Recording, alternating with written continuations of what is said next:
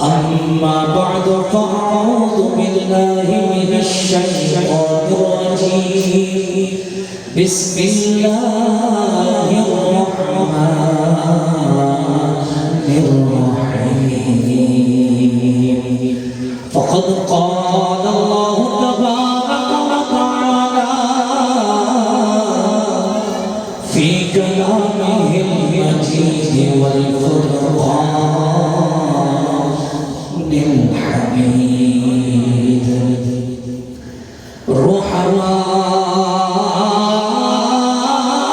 رحماء بينهم تراهم ركعا سجدا يبتغون فضلا من الله ورضوانا آمنت بالله صدق الله مولانا العظيم وصدق رسوله النبي الكريم ونحن على ذلك من الشاهدين والشاكرين والحمد لله رب العالمين دکھوں نے تم کو جو گھیرا ہے تو درود پڑھو جو حاضری کیا ہے تو درود پڑھو گر تم درود پڑھو مینو کرینے سے تو حضور خود ہی چلے آئیں گے مدینے سے تو محبت کے ساتھ مل کر پڑھیے الصلاۃ والسلام علیکہ یا رسول اللہ الصلاۃ والسلام علیکہ یا حبیب اللہ الصلاۃ والسلام علیکہ یا نبی اللہ وعلی آلک وصحبک یا نور اللہ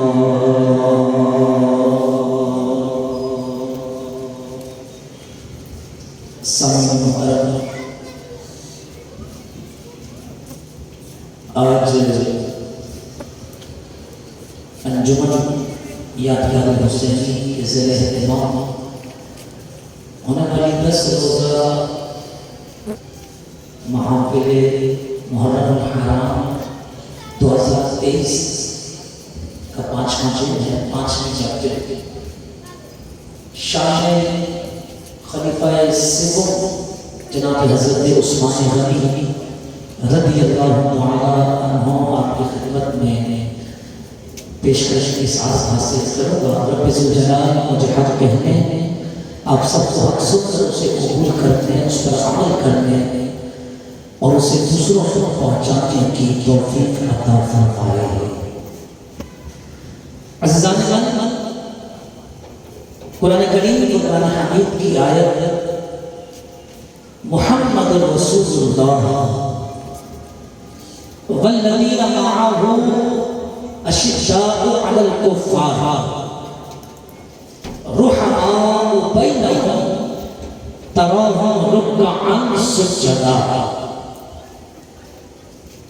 یہ آیت کے ابتدائی کلمات ہیں جو 5 حصوں پر مشتمل ہے کتنے حصوں پر 5 توجہ نمبر 1 محمد رسول اللہ نمبر 2 والذین معه سبحان اللہ بولتے نمبر 3 اشداء علی الکفار نمبر 4 رحماء بینہم اور نمبر 5 تراہم رکعا سجدا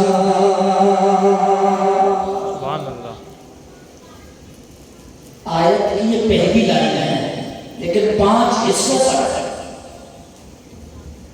پہلا حصہ اللہ کے نبی کا محمد رسول اللہ، لیکن باقی 4 حصے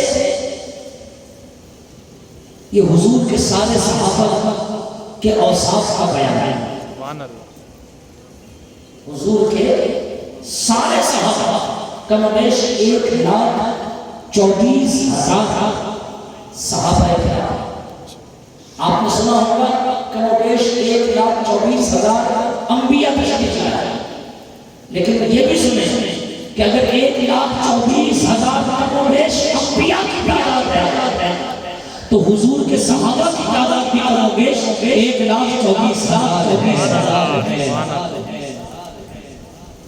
تو پہلا حصہ اللہ کے نبی کے لیے ہے کہ وہ محمد ہیں، وہ اللہ کے رسول ہیں، اور باقی 4 حصے حضور کے سارے صحابہ کے لیے ہیں۔ کیا مطلب؟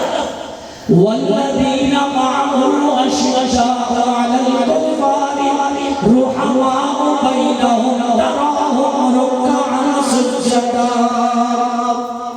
یہ سارے کے سارے حضور کے ساتھ اشداء علی الکفار، کافروں کے مقابلے میں بڑے سخت، جب کافروں کی بات آ جائے تو یہ سارے کے سارے سختی میں بڑے اعلیٰ، شدت میں بڑے اعلیٰ، رحماء بینہم، جب آپس میں رحم دلی کی بات آئے تو بھائی کی مثال کائنات کی ہوتی ہے۔ تراہم رکعا سجدا، حضور کے سارے صحابہ ایسے ہیں کہ جب تم انہیں حالت رکوع میں دیکھو گے اور حالت سجدہ میں دیکھو گے، اللہ کی عبادت کرتے ہوئے دیکھو گے تو تمہیں یقین آ جائے گا کہ ہاں یہ تو بڑی مثال پیش کر رہے ہیں جو اللہ کے نبی نے حدیث میں فرمائی کہ تم اللہ کی عبادت اس حال میں کرو کہ تم اللہ کو دیکھ رہے ہو، اور اگر ایسا نہ ہو کم سے کم یہ گمان ضرور کرنا کہ رب ذوالجلال تمہیں دیکھ رہا ہے۔ تو ان کی عبادت کا حال دیکھو گے تو تمہیں پہلا درجہ ملے گا۔ وہ کون سا درجہ ہے کہ تم اس حال میں عبادت کرو کہ تم اللہ کو دیکھ رہے ہو۔ سمجھ آئے؟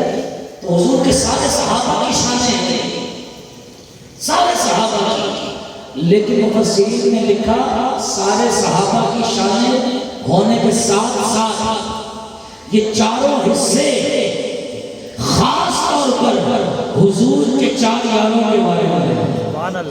حضور کے 4 یاروں کے بارے میں، والذین معہ ابو بکر کے بارے میں، اشداء علی الکفار جناب عمر کے بارے میں، رحماء بینہم جناب عثمان کے بارے میں، تراہم رکعا سجدا کی صفت ویسے تو سارے صحابہ کے لیے ہے، لیکن خاص طور پر مولا کائنات شیر خدا حضرت علی کے مرتضی کرم اللہ تعالی وجہہ الکریم کے لیے، اور پھر گج بج کے بولو نعرہ تحقیق حق جاریہ، نعرہ تحقیق، نعرہ خلافت جاریہ۔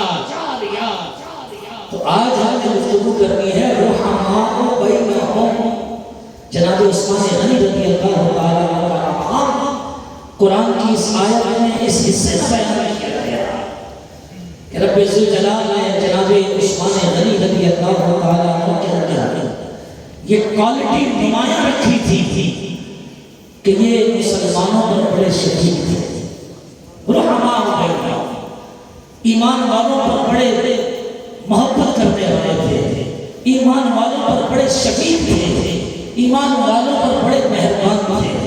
اللہ اکبر، یہ شان عثمان غنی رضی اللہ تعالیٰ عنہ۔ قربان جاؤں میرے آقا کریم علیہ السلام ترمذی شریف کی حدیث ہے، ابن ماجہ کے اندر بھی لکھی ہے، توجہ چاہتا حضور علیہ السلام نے جناب عثمان غنی رضی اللہ تعالیٰ عنہ کے بارے میں میرے آقا نے ارشاد فرمایا لِكُلِّ نَبِيٍّ رَفِيقٌ وَرَفِيقِي یعنی فِی الْجَنَّةِ عُثمان۔ حضور علیہ السلام نے ارشاد فرمایا کم و بیش 1,24,000 انبیاء آئے، لِكُلِّ نَبِيٍّ رَفِيقٌ، رب ذوالجلال نے امت کے اندر ہر نبی کے لیے ایک رفیق بنایا، ایک دوست بنایا۔ حضور نے فرمایا وَرَفِيقِي یعنی فِی الجنۃ عثمان، اور مجھ محمد کو رب ذوالجلال نے میری امت میں جو رفیق عطا فرمایا، جو دوست عطا فرمایا، وہ کوئی اور نہیں، وہ جناب عثمان غنی ہے۔ سبحان اللہ، سبحان اللہ۔ ہر نبی کا ایک رفیق ہے، دوست ہے۔ حضور فرمایا اگر میرا کوئی اس امت میں دوست ہے تو عثمان غنی ہے۔ سبحان اللہ۔ یعنی جناب عثمان غنی کو حضور کا رفیق ہونے کا اور حضور کا دوست ہونے کا جو وہ شرف حاصل ہوا۔ توجہ چاہو، نبی پاک علیہ السلام چاند سا چہرہ چمکا رہے ہیں، صحابہ کے درمیان بیٹھے ہیں۔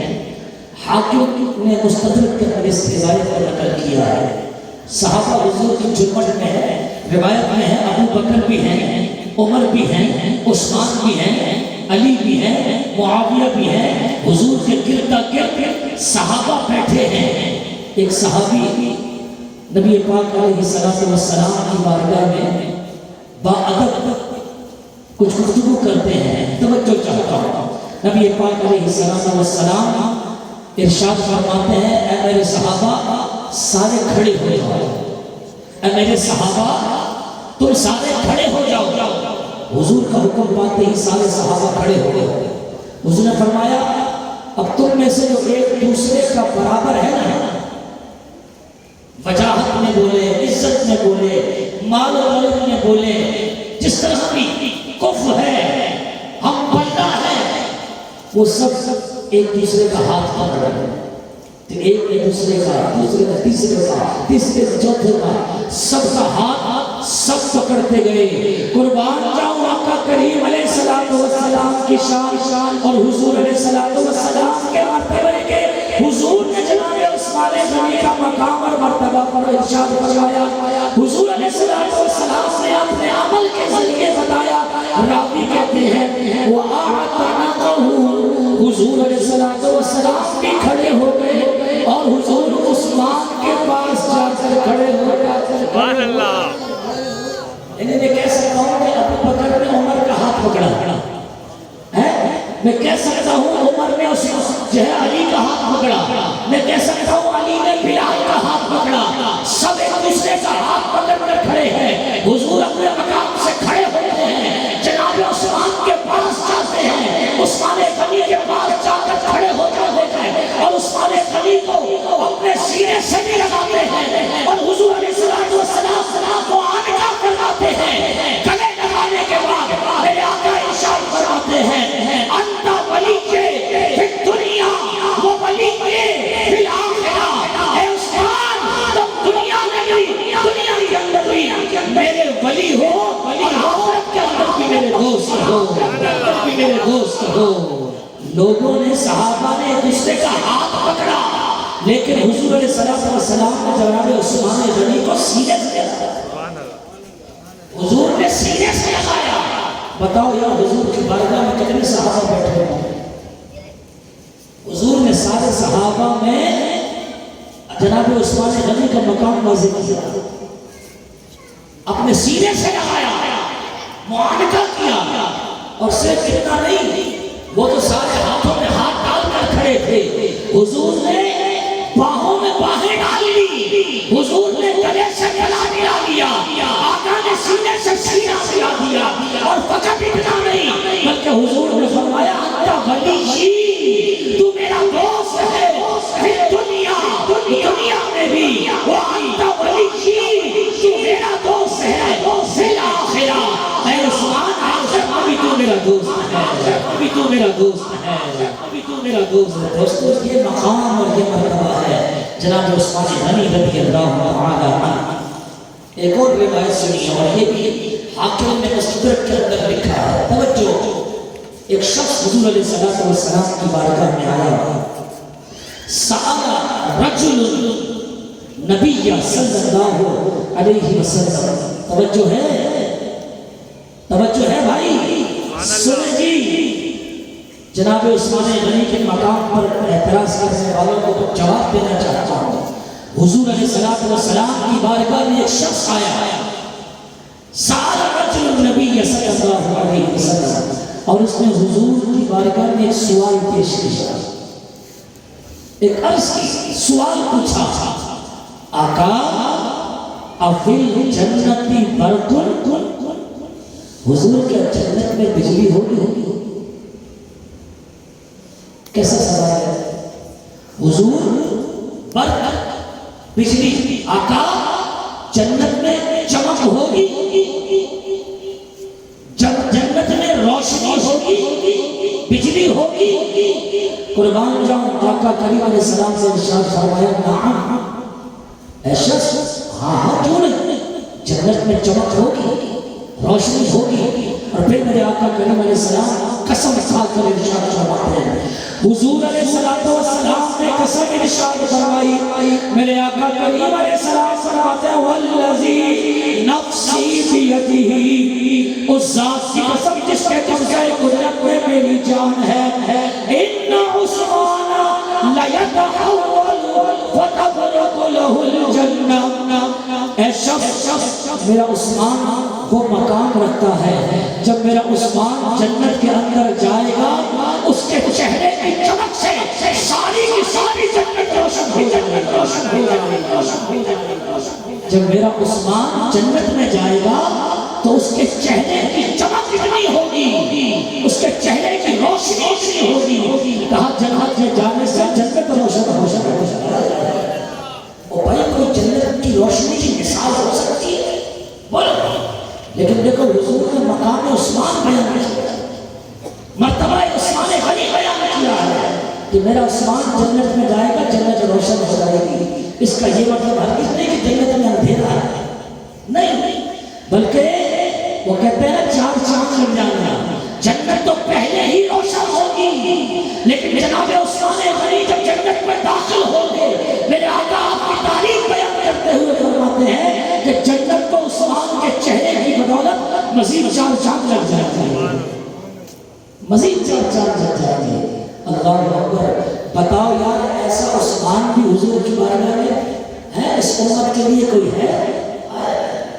ایک مرتبہ حضور نے ایک صحابی کو بھیجا، ابھی تک پردے کی آیات نازل نہیں ہوئی تھی، پردے والی آیات، حجاب کی، مطلب پردے کا حکم نہیں آیا تھا۔ حضور نے فرمایا جاؤ عثمان سے یہ بات بول کر آؤ، عثمان کے گھر جاؤ یہ کام بول کر جناب عثمان غنی کے نکاح کا۔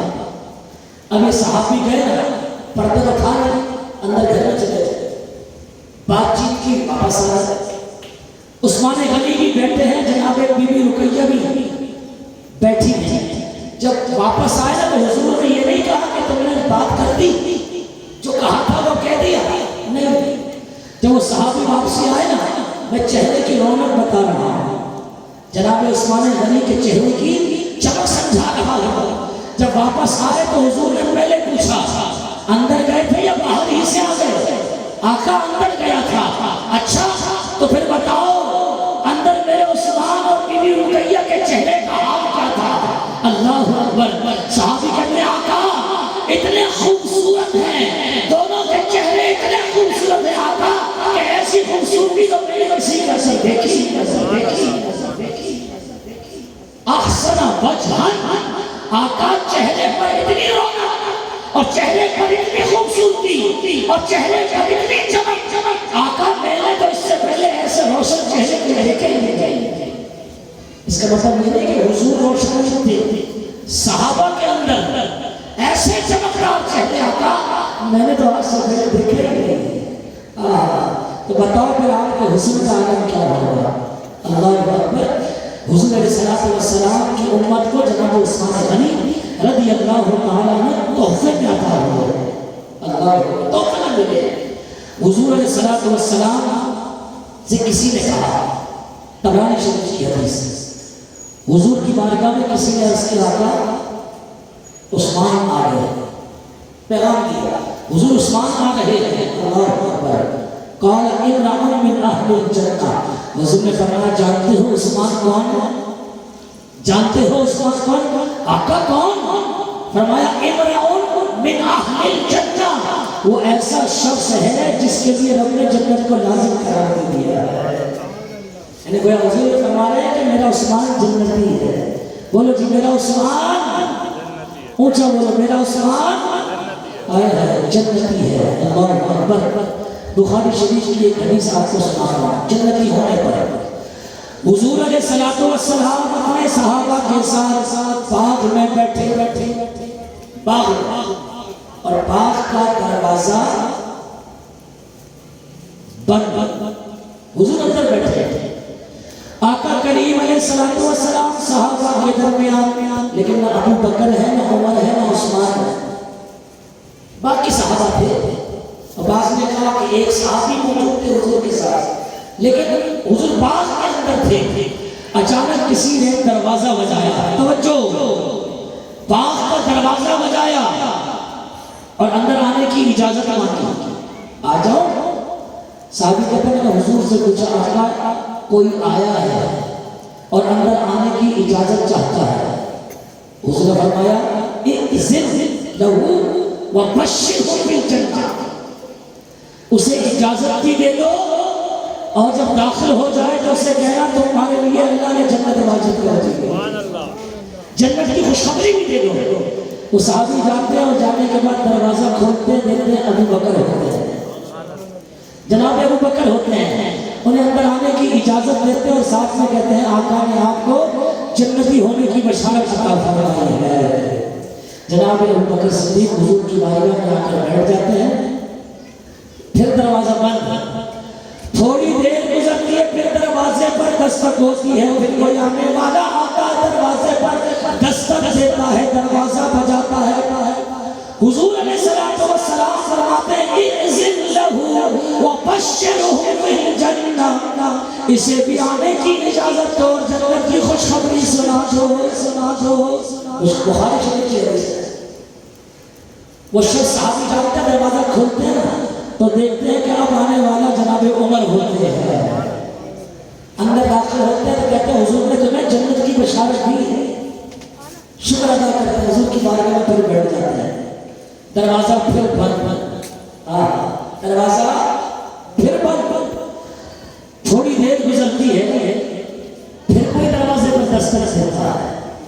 یہ بعض لوگ کہتے ہیں کہ یار یہ چار نام جو ترتیب سے ہیں، پہلے ابو بکر، پھر عمر، پھر عثمان، پھر علی، بولے یہ کوئی ترتیب ثابت نہیں ہے۔ میں نے کہا پھر یہ کیا ہے؟ بخاری شریف کے اندر حضور ترتیب بتا رہے ہیں، پہلے آنے والا ابو بکر ہی ہے، عمر نہیں ہے، پھر آنے والا عمر ہے، عثمان نہیں ہے، عمر کے بعد جو آنے والا ہے وہ عثمان ہے۔ کسی نے دروازے پر دستک دی، حضور نے فرمایا اذن لہ، اسے بھی اجازت دے دو، اور پھر حضور خاموش ہو، کیا فرمایا؟ اسے بھی آنے کی اجازت دے دو۔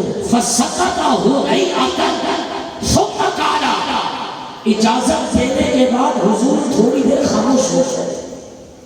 کیوں؟ کیونکہ معمول تو یہ تھا دونوں کی باری میں کہ حضور نے کہا ابشروا بالجنہ، جنت کی خوشخبری سنا دو، تو صحابی کھڑے کہ ان کے بارے میں فرمائیں گے، کیونکہ حضور نے فرمایا اذن لہ، اجازت دے دو، لیکن آگے چپ ہو گئے تو انتظار میں حضور مزید فرمائے تو جاؤ۔ میرے آقا کریم علیہ الصلوۃ والسلام خاموش ہو گئے۔ فسکت ہنیئۃ ثم قال اذن لہ وبشرہ بالجنہ علی بلوہ ستصیبہ۔ میرے آقا کریم علیہ السلام نے ارشاد فرمایا اسے بھی اجازت دے دو، اور جب یہ اندر داخل ہو تو اسے اس بات پر جنت کی خوشخبری سنا دو کہ جو آنے والے وقتوں میں اس پر مصیبت آئے گی اور یہ اس مصیبت پر صبر کرے گا، رب ذوالجلال اس کی وجہ سے میرے عثمان کو جنت میں داخلہ عطا فرمائے گا۔ تو آپ اندر داخل ہوئے نا، تو صحابی نے کہا مبارک ہو، خوشخبری ہے آپ کے لیے۔ کہا کیا؟ آنے والے وقتوں میں جن مصیبتوں میں آپ گرفتار ہوں گے اور آپ اس پر صبر بھی کریں گے، اللہ کے رسول علیہ السلام نے ان مصیبتوں پر واجب ہے۔ آپ جانتے ہیں مصیبتیں کون سی ہیں؟ امام علی مقام امام حسین رضی اللہ تعالیٰ عنہ کی شہادت یقین طور پر ایک بڑا دردناک عمل ہے۔ جی ہاں، اس انداز سے جناب امام علی مقام امام حسین کی شہادت ہوئی، یہ دردناک واقعہ ہے، لیکن جناب عثمان غنی رضی اللہ تعالیٰ عنہ کے ساتھ جو زیادتی کی گئی اور جس درد کے ساتھ اور جس درد کے ساتھ اور جس اذیت کے ساتھ جس تکلیف کے ساتھ جناب عثمان غنی رضی اللہ تعالیٰ عنہ کو شہید کیا گیا، اس کی مثال بھی کائنات کے نادر نہیں بنتی ہے۔ 40 روز تک آپ کو بھوکا اور پیاسا رکھا، 40 روز تک 40 روز تک آپ کو بھوکا اور پیاسا رکھا ہے، آپ پر پانی بند، کھانا بند، آپ کا مسجد میں جانا بند۔ اب اندازہ کریں کہ 40 روز تک جس کو کھانا پینا نہ ملے اس کی حالت کیا ہے، اس کی کیفیات کیا ہے۔ لیکن آپ سے پوچھا کہ آپ کس طرح گزارا کرتے تھے، کیا اس طرح کا صبر تھا؟ آپ نے کہا مجھے اس لیے صبر آ جاتا تھا کہ اللہ کے نبی علیہ السلام نے ایک روز مجھے سینے سے لگایا اور حضور نے مجھے پہلے ہی خبر دے دی تھی کہ اے عثمان، تمہارے ساتھ آنے والے وقت میں جو زیادتیاں ہوگی بس اس وقت صبر کرنا، رب ذوالجلال تمہیں جنت عطا فرمائے۔ کہا حضور کی جب یہ بات یاد آتی تھی تو میں اور میری بیوی سمجھ کیا کرتے، میں اور میری بیوی سمجھ کرتے تھے۔ اللہ اکبر، یہ آپ کی زوجہ آپ کی شہادت کے بعد لوگوں کو بتایا کرتی تھی۔ اللہ اکبر، تو کوئی غم کے پہاڑ جناب عثمان غنی پر کم نہیں ٹوٹے تھے، بھوکا پیاسا رہنا ان کے لیے کوئی کم نہ تھا، 40 دن کا معاملہ تھا، اور آپ بھوک اور پیاسے سے گزارتے تھے اور رب کا قرآن پڑھتے تھے۔ جس وقت آپ کا وصال، آپ کی شہادت ہوئی اور بلوائیوں نے آپ کو شہید کیا تو آپ کے خون کا جو جسم کا قطرہ تھا وہ قرآن کریم فرقان حمید جو کھلا تھا سامنے اس کے ان الفاظ پر جا کر گھرا، فَسَيَكْفِيكَهُمُ اللَّهُ فَسَيَكْفِيكَهُمُ اللَّهُ، اللہ ان سب کے لیے کافی ہے۔ اے عثمان، اے عثمان، اللہ ان سب کو تمہارے حق میں کافی ہے۔ تو قرآن کی اس آیت پر جا کر وہ خون کا قطرہ گرا اور آپ کو جو ہے وہ جام شہادت نصیب ہو۔ اللہ اکبر۔ میرے دوستوں بزرگوں، جناب عثمان غنی رضی اللہ تعالی عنہ، اللہ رب العزت کی جانب سے اس امت کے لیے انعام، آپ کا جو خاصہ تھا جو کائنات میں کسی شخص کو نصیب نہ ہوا، وہ 2 خاصے میں آپ کی خدمت میں عرض کر رہا ہوں۔ آپ کی خصوصیت، پہلی خصوصیت جو آپ کو نصیب ہوئی، کم و بیش 1,24,000 انبیاء، اللہ نے انبیاء کو بیٹوں سے بھی نوازا، بیٹیوں سے بھی نوازا، ان کے بچوں کی شادیاں بھی ہوئی، لیکن کائنات کے اندر کسی شخص کو یہ اعزاز نصیب نہیں ہوا کہ ایک شخص کے نکاح میں کسی نبی کی 2 بیٹیاں یکے بعد دیگرے آئی ہوں۔ رب کعبہ کی قسم، یہ جناب عثمان غنی ہے، یہ جناب عثمان غنی کا مقام ہے، یہ جناب عثمان غنی کا مرتبہ ہے۔ رب نے آپ کو یہ اعزاز عطا فرمایا کہ ایک نبی کی 2 بیٹیاں یکے بعد دیگرے اگر کسی کے نکاح میں آئی ہے، واللہ رب کعبہ کی قسم وہ جناب عثمان غنی رضی اللہ تعالی۔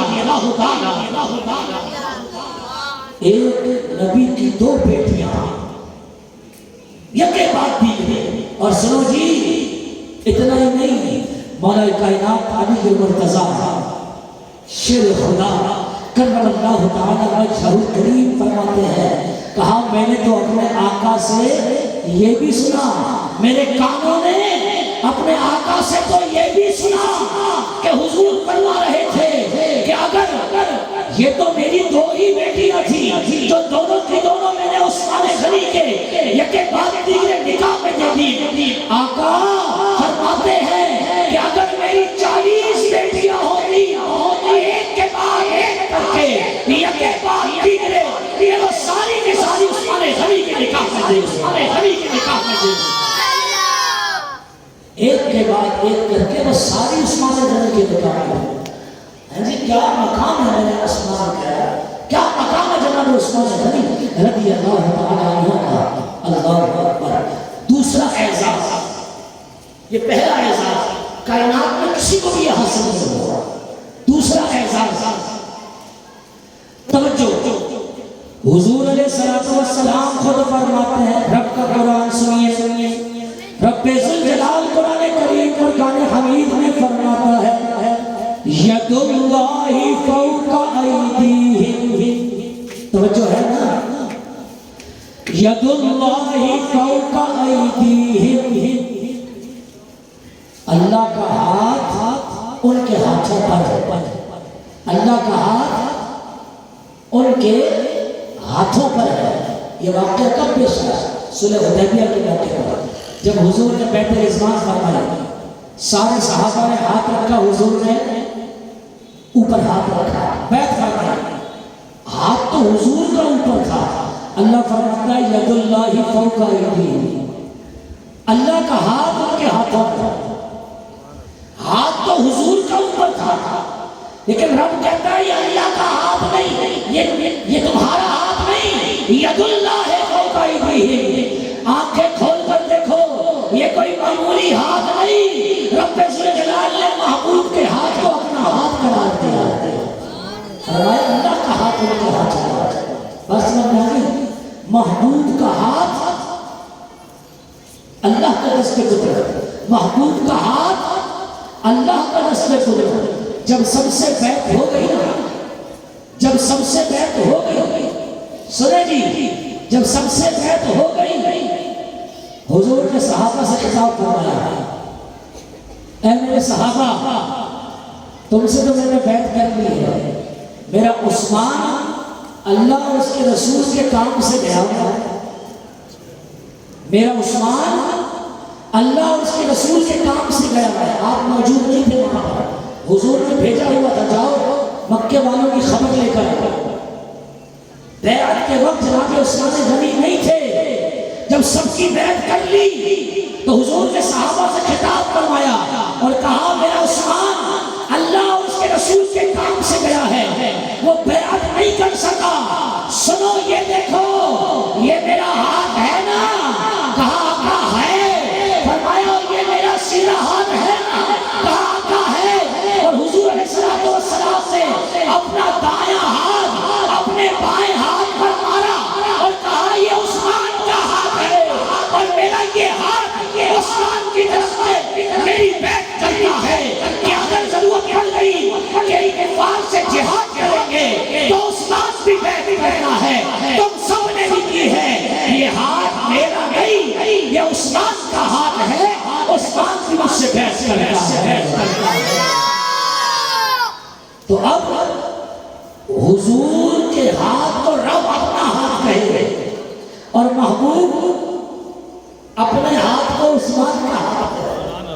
خدا کی قسم یہ اعزاز فقط جناب عثمان غنی کو حاصل ہوا کہ نبی کا ہاتھ عثمان غنی کا ہاتھ ہے. نبی کا ہاتھ عثمان غنی کا ہاتھ ہے. بات کس سمجھ میں آئی؟ یہ مقام ہمارے پاس. صلح حدیبیہ کی بات چلی تو میں آپ کو یہ بات بھی سناتا چلوں, بڑی عادت. آپ وفا کا حال دیکھیں, جناب عثمان غنی کی وفا کا حال دیکھیں کہ حضور سے پیار کتنا کرتے تھے, حضور سے کتنی محبت کرتے تھے. وہ کہتے تھے کہ میرا شب و روز حضور کے بغیر گزرتا ہی نہیں ہے. آقا بس آپ ہوں, بس آپ ہوں, حضور بس آپ ہوں. آقا آپ کے بغیر کچھ نہیں. میرے آقا کریم علیہ الصلوۃ والسلام نے تھوڑی آواز بس بڑھا دیں. میرے آقا کریم علیہ الصلوۃ والسلام نے جناب عثمان غنی کو مکے کی طرف بھیجا. جب حضور عمرے کے لیے آ رہے تھے نا تو رک گئے, صحابہ کے ساتھ رک گئے اور کہا کہ بھئی ہم سے جنگ کرو. کافر کہتے ہیں ہم سے جنگ کرو. آقا نے فرمایا عثمان جاؤ وہاں کے حالات دیکھ کر آؤ کس قسم کے ہیں. تو حضور نے جناب عثمان غنی کو قاصد بنا کر سفیر بنا کر مکے کی طرف بھیجا. اب عثمان غنی کو کیوں بھیجا؟ کیونکہ آپ اشراف میں سے مکے والے کافر ہوں یا مسلمان جناب عثمان غنی کی بڑی عزت کیا کرتے ہیں، بڑا احترام کیا کرتے ہیں، کیونکہ عثمان غنی سردار تھے مکے کے اندر، اسلام لانے سے پہلے بھی سردار تھے، تو اشراف میں سے. تو آپ نے بھیجا کہ جاؤ تمہیں کچھ نہیں کہیں گے، وہ تمہارا ادب کریں گے، تمہاری عزت کرتے ہیں، جاؤ ذرا حالات کا پتہ کر کے آؤ. توجہ چاہتا قربان جاؤں جناب عثمان غنی رضی اللہ تعالی عنہ حرم میں داخل لوگوں کو پتہ چلا کہ عثمان آئے ہیں. اب لوگ تھوڑے تھوڑے جناب عثمان غنی کے پاس پہنچے، تعظیم، کافر تھے، سردار تھے کافروں کے، لیکن وہ گر لگے جناب عثمان غنی کے پاس پہنچے، حال پوچھا، خیر و عافیت پوچھی. آپ نے وہاں سارے کے سارے معاملات دیکھے تھے. تو چونکہ اللہ کے نبی کو اور سارے صحابہ کو طواف کرنے سے روک دیا گیا تھا، عمرے پر آنے نہیں دیا تھا، طواف کرنے سے منع کر دیا تھا. آپ نے جب وہاں کے سارے معاملات دیکھے نا تو آپ واپس آنے لگے. بڑی توجہ سے بات سننا. آپ واپس آنے لگے تو کفار کے سرداروں نے کہا ہمارے نزدیک آپ کی بڑی اہمیت ہے، آپ ہمارے نزدیک بہت اعلیٰ ہیں، ہم آپ کی تعظیم کرتے ہیں، ہم آپ کی عزت کرتے ہیں. اگر آپ چاہیں تو کعبے کا طواف کر سکتے ہیں. مسلمانوں کو اللہ کے نبی کو منع کر دیا گیا، لیکن جناب عثمان غنی سے کہا جا رہا ہے کہ ہم ویسے کسی مسلمان کو طواف نہیں کرنے دیں گے، لیکن آپ ہماری نگاہ کے اندر بڑی عزت والے ہیں، شرف والے ہیں، آپ چاہیں تو کعبے کا طواف کر سکتے ہیں. اللہ اکبر، اللہ اکبر. احرام بندہ ہوا کیونکہ سارے صحابہ احرام باندھ کر رہے تھے، احرام بندہ ہوا ہے.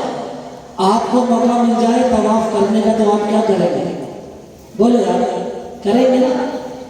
ارے موقع مل گئے طواف کعبہ دیوانے جھوم جھوم کر کرتے ہیں، دیوانے جھوم جھوم کر کعبے کا طواف کرتے ہیں، اور یقینی طور پر کرنا چاہیے. یہ بڑے اعزاز کی بات ہے. کفار کہتے ہیں آپ کا مقام ہمارے نزدیک بڑا اعلیٰ ہے، آپ کا مقام ہمارے نزدیک بڑا اونچا ہے، آپ چاہیں تو طواف کر سکتے ہیں. جناب عثمان غنی ایک نگاہ کعبے پر ڈالتے ہیں، بڑی حسرت سے کعبے کو دیکھتے ہیں، ایک نگاہ اپنے احرام پر ڈالتے ہیں کہ تیار تو بالکل ہوں، کعبے طواف کے لیے حاضر ہوں، احرام بھی باندھا ہے، اجازت بھی مل گئی ہے، حرم کعبہ کے سامنے ہوں، شہر کعبہ کے اندر ہوں. نگاہ کعبے پر ڈال کر حسرت سے دیکھتے ہیں، اور پھر کفار کی طرف رخ کر کے کہتے ہیں ارے تم نے عثمان کو کیا سمجھ رکھا ہے؟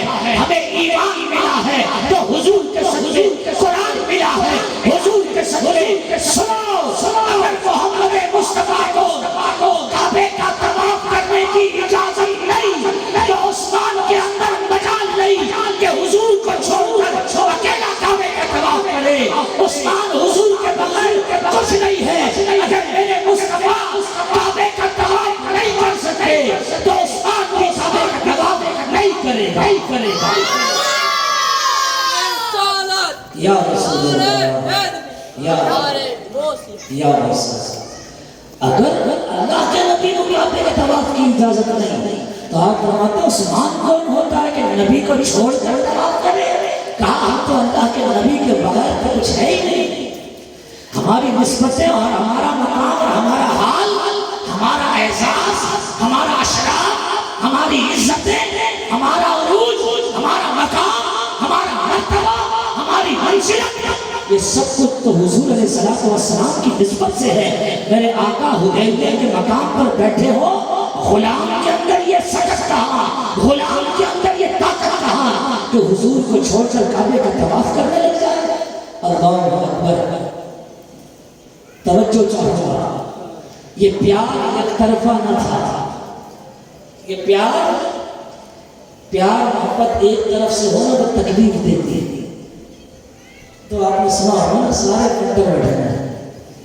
پیار محبت ایک طرف سے ہو نا تو تکلیف دیتی ہے, اذیت, اور خدا کی قسم دو طرف سے ہو تو مزہ دیتی ہے. وہاں حضور اپنا ہاتھ اپنے ہاتھ پر مارتے ہیں, ایسے اپنا ہاتھ اپنے ہاتھ پر مارتے ہیں, کہتے ہیں یہ ہاتھ کسی اور کا نہ سمجھنا, یہ میرے عثمان کا ہاتھ ہے. یہ اللہ کے نبی کی محبت تھی, اور وہاں عثمان کعبے کا طواف چھوڑ دیتے ہیں کہ جناب عثمان غنی کی حضور سے محبت. تو یہاں پیار جو ہے وہ دو طرف سے تھا, یہاں پیار. اور حضور علیہ السلام کی محبت اگر آپ کو بتاؤں, میرے آقا کریم علیہ السلام کی بارگاہ میں ایک جنازہ لایا گیا, ایک جنازہ حضور کی بارگاہ میں لایا گیا. آقا کریم علیہ السلام اس کا جنازہ پڑھانے اٹھے, اس کے چہرے سے پردہ ہٹایا, کپڑا ہٹایا, دیکھا. حضور نے صحابہ سے کہا تم ہی اس کے جنازے کو پڑھو, میں نہیں پڑھتا, تم ہی اس کے جنازے کو پڑھو, میں نہیں پڑھتا. حضور تشریف لے گئے. اب حضور نے کہا پڑھ لو, تو صحابہ نے پڑھ لیا, لیکن حضور علیہ السلام کی بارگاہ میں آیا اور آ کر عرض کرنے لگے آقا آپ نے اس کا جنازہ کیوں نہیں پڑھا, آقا آپ نے اس کا جنازہ کیوں نہیں پڑھا. قربان جاؤں مصطفیٰ کریم علیہ السلام کی جناب عثمان غنی سے پیار بتا رہا ہوں, محبت بتا رہا ہوں. حضور علیہ السلام نے فرمایا جانتے ہو میں نے اس کا جنازہ کیوں نہیں پڑھا, میں نے اس کا جنازہ اس لیے نہیں پڑھا کیونکہ یہ میرے عثمان پر بھونکتا تھا, یہ میرے عثمان کو گالی دیتا تھا, یہ میرے عثمان کو برا بھلا کہتا تھا, اس لیے مجھے گوارا نہیں ہوا. یہ محبت کا عالم ہے, یہ محبت کی نشانی ہے. جب میرے عثمان کو کوئی برا بھلا کہے میں محمد اس پر جنازہ پڑھ لوں. میرے دوستوں اور بزرگوں, ہمیں حضور کے اس عمل سے سمجھنا چاہیے.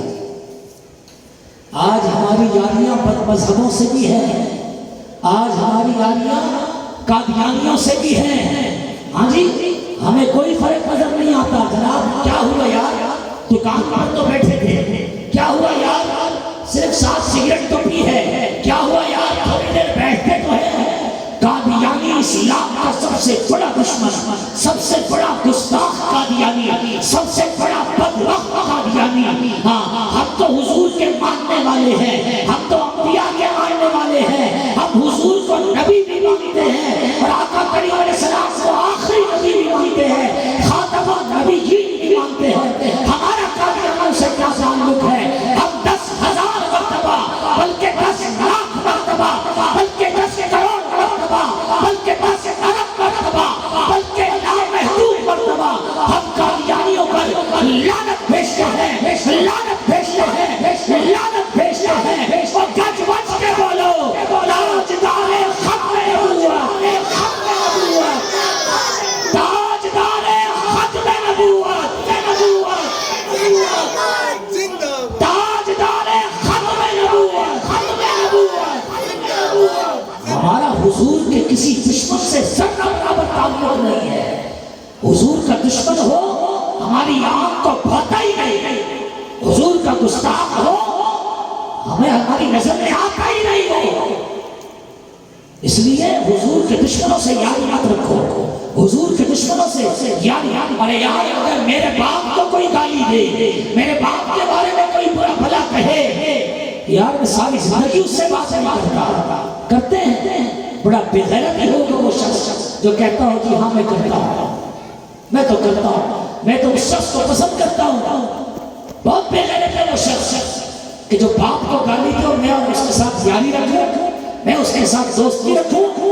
اور ہمارے ماں باپ نبی پاک علیہ السلام پر ہمارے کروڑوں ماں باپ قربان, حضور کی ذات پر ہمارے اولادیں قربان, ہمارے اصول قربان, ہمارے فروغ قربان. حضور کی ذات پر یہ ایک جان کیا ہے, یہ ایک جان کیا ہے.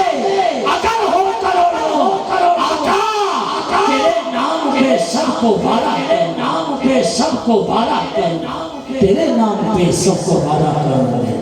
اس لیے حضور کے گستاخان آنکھ ایک پل نہیں بھاتے بھائی، حضور کے گستاخوں سے دوستی کسی صورت میں نہیں کرتی۔ اگر اپنا ایمان بچانا چاہتے ہیں تو حضور کے یاروں سے یاری رکھنی ہے، حضور کے یاروں سے دوستی رکھنی ہے، حضور کے دشمنوں سے، حضور کے گستاخوں سے کم جو قادیانی ہے اس سے بالکل بھی یاری نہیں رکھنی۔ اس کے پاس دم ہے بل کے لیے بیٹھنا جو ہے وہ ہمیں گوارا نہیں۔ باہر کہہ میرے مصطفیٰ کریم علیہ السلام نے فرمایا میں نے اس کا جنازہ اس لیے نہیں پڑھا کہ یہ میرے عثمان کو گالی دیتا تھا، یہ میرے عثمان کو برا بلا کہتا تھا۔ دوستو اندازہ کریں حضور علیہ السلام کے اپنے صحابی جناب عثمان غنی رضی اللہ تعالیٰ عنہ سے کتنا پیار تھا۔ آپ جانتے ہیں اللہ کے نبی نے اپنی 2 بیٹیاں جناب عثمان غنی کے نکاح میں کیوں دی؟ جانتے ہیں کیوں دی؟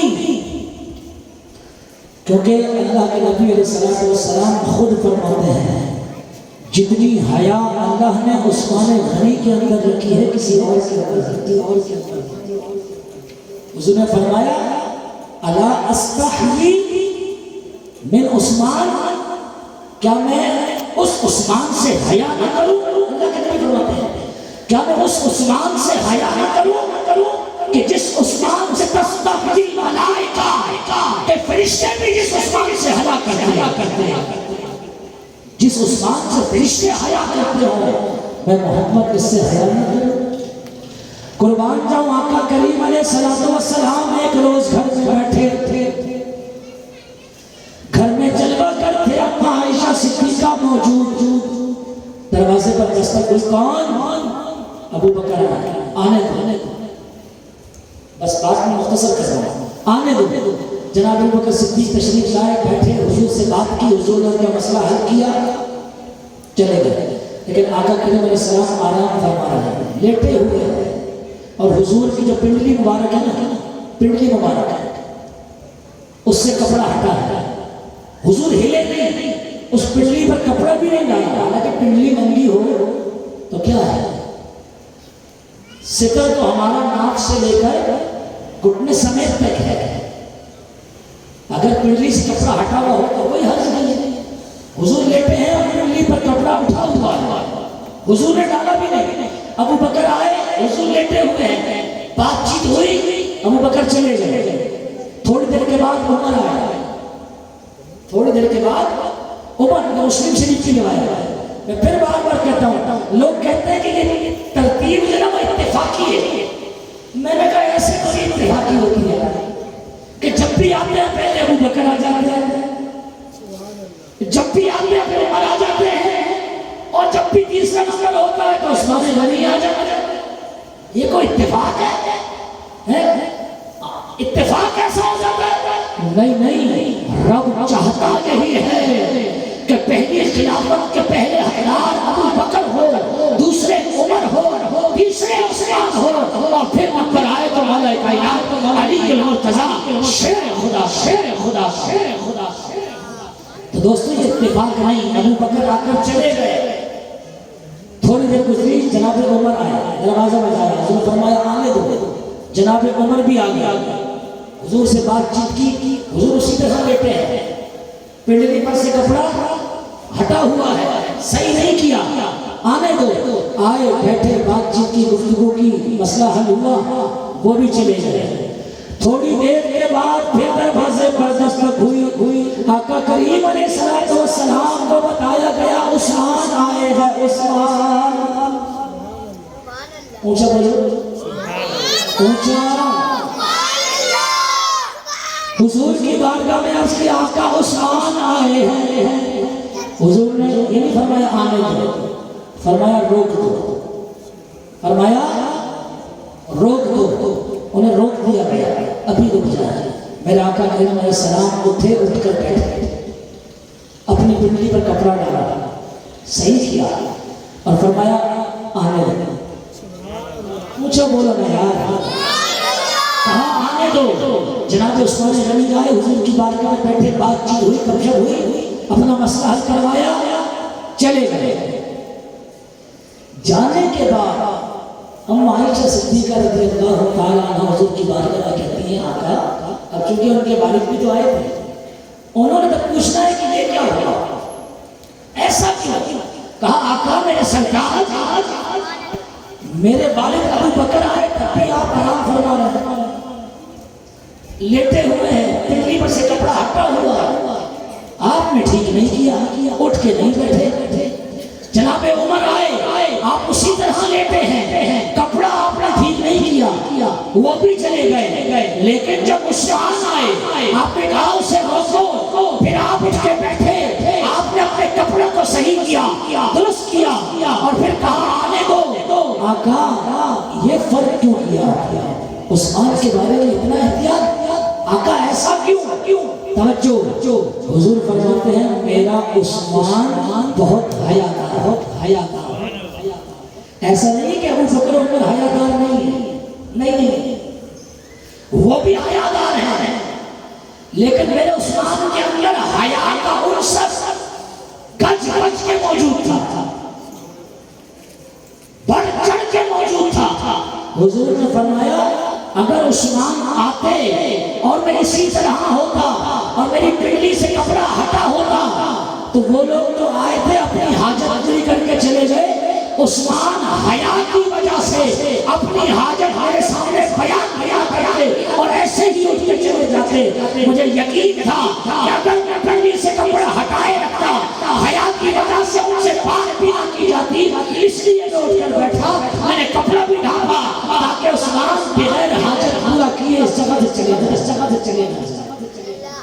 تو حضور نے اپنی دو بیٹیاں جناب عثمان غنی کے نکاح میں اس لیے دی، آپ فرماتے ہیں کہ اس کے اندر حیا نہیں ہے اور فرشتے اس سے حیا کرتے ہیں، تو اے عائشہ جس سے فرشتے حیا کرتے ہوں میں محمد اس سے حیا کیوں نہ کروں، میں محمد اس سے حیا کیوں نہ کروں۔